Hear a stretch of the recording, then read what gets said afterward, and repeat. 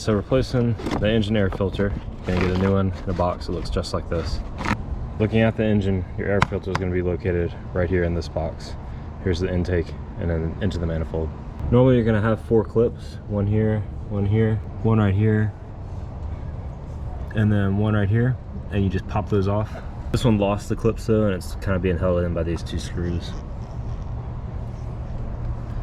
Once you have those 4 clips off, you should just be able to open the box just like this. So just reach in there, grab the filter, and pull it out. Here's the 2 compared. This one's really not in that bad of a shape.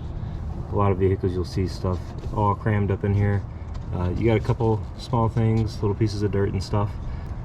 This one's not terrible. I'm still gonna go ahead and replace it though. You also want to make sure to open the box up and clean all this dirt out that's inside of here.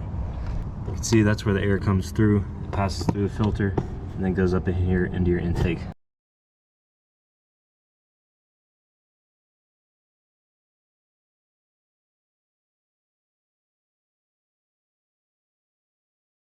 Now when you go to install the new filter, you'll notice there's 2 kind of notches right here, and both of those line up to a notch there and a notch right there. So make sure it's facing just like this.